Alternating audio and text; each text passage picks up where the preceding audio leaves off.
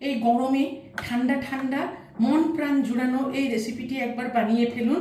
এটি খেতে অসাধারণ হয়। হ্যালো ফ্রেন্ডস, মাদার কুক চ্যানেলে সবাইকে স্বাগত। আজকে আমি আপনাদের সাথে শেয়ার করব মন প্রাণ জুড়ানো ঠান্ডা ঠান্ডা সাবুদানা আমের শরবত। তো চলুন দেখতে থাকুন আমি কিভাবে বানাই।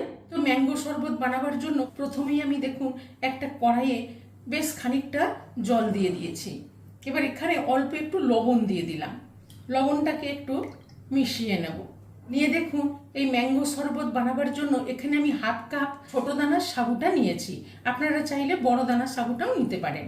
এই সাবুটা এই জলের মধ্যে দিয়ে দেব, দিয়ে ভালো করে নাড়তে থাকবো। এইটা ফুটে যতক্ষণ না পর্যন্ত ভালোভাবে সেদ্ধ হচ্ছে, কালারটা যাতে ট্রান্সফার না হয়ে যাচ্ছে, একদম স্বচ্ছ কাচের মতন হচ্ছে, ততক্ষণ আমি সাবুটাকে এইভাবে নাড়তে থাকবো, ফুটিয়ে নেব, নিয়ে ভালো করে সেদ্ধ করে নেব। আপনারা যেই পরিমাণে শরবতটি বানাবেন সেই অনুপাতে সাবুদানা নিয়ে নেবেন। আমি এখানে অল্প পরিমাণে বানাচ্ছি, সেই জন্য আমি হাফ কাপ মতন সাবুদানা নিয়ে নিয়েছি। এই আম দিয়ে সাবুদানার যে ম্যাঙ্গো ডেজার্ট, এটি খেতে ভীষণই ভালো লাগে। এটি বানিয়ে আপনি ফ্রিজে রেখে দিন, এই গরমে ঠান্ডা ঠান্ডা যখন খুশি খেতে পারেন। এইভাবে আমি নেড়ে নেড়ে সাবুদানাটাকে ভালো করে সেদ্ধ করে নেব। সাবুদানাগুলো নেড়ে নেড়ে দেখুন সাবুদানার কালারটা পুরো চেঞ্জ হয়ে গেছে। এবার আমি গ্যাসের ফ্লেমটা অফ করে দিলাম, দিয়ে এবার এই সাবুদানাটাকে ছেঁকে নেব। সাবুদানাটাকে ছাঁকার জন্য এখানে আমি একটা বড় বাটির মধ্যে একটা ছাঁকনি নিয়ে নিয়েছি। নিয়ে এবার এই সাবুটাকে ছেঁকে নেব।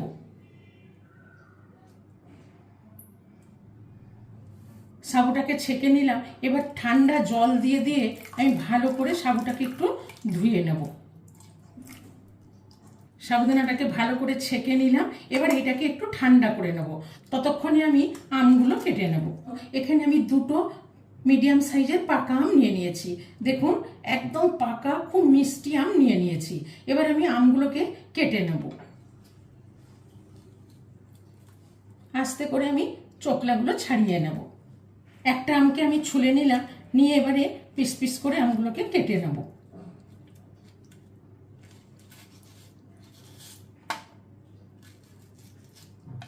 একটা আমকে কেটে নিলাম। এবার এই আমটাও এইভাবে কেটে নেব। এখানে আমি দুটো আমকেই কেটে নিয়েছি। এবার এই আমগুলোকে এই মিক্সির জারের মধ্যে দিয়ে দেব। মিক্সির জারের মধ্যে আমটা দিয়ে দিলাম। আর এখানে আমি নিয়ে নিয়েছি 4 টুকরো বরফ। এই বরফের টুকরো 4টে দিয়ে দিলাম। আর এখানে নিয়েছি 2 কাপ মতন দুধ। এই দুধটাকে আমি ভালো করে ফুটিয়ে ঠান্ডা করে ফ্রিজে রেখেছিলাম। ফ্রিজে ঠান্ডা করে নিয়েছি। এই দুধটা দিয়ে দেব।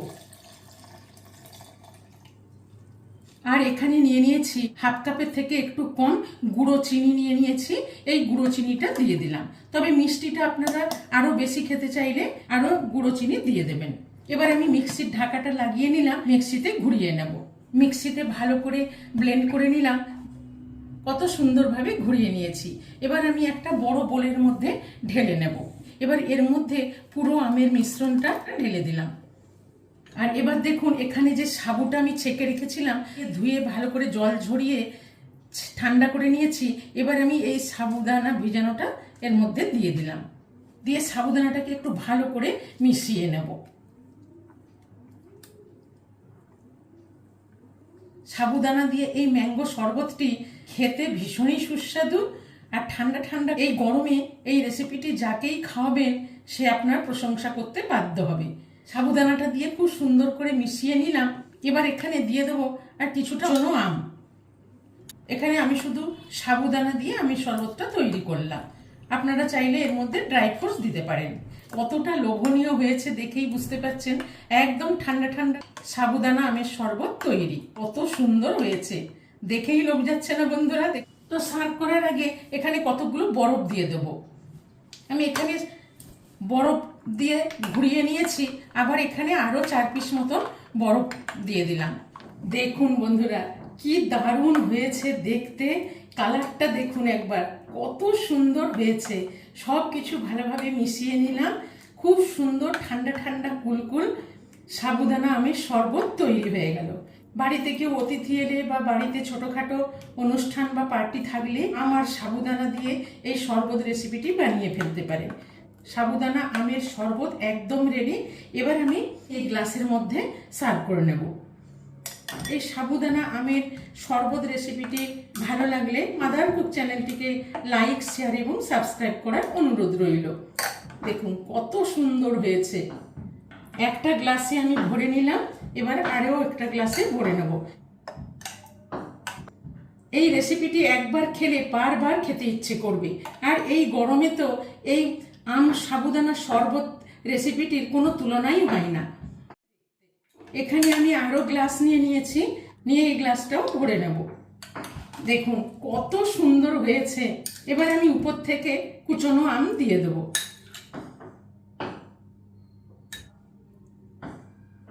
আর উপর থেকে দিয়ে দেবো পেস্তা কুচনো, ভাজা পেস্তা কুচনো দিয়ে দিলাম। দেখেই বুঝতে পারছেন বন্ধুরা কতটা লোভনীয় হয়েছে আম সাবুদানার শরবত। তো এই গরমে ঠান্ডা ঠান্ডা আম সাবুদানার শরবত রেসিপিটি বানিয়ে ফেলুন।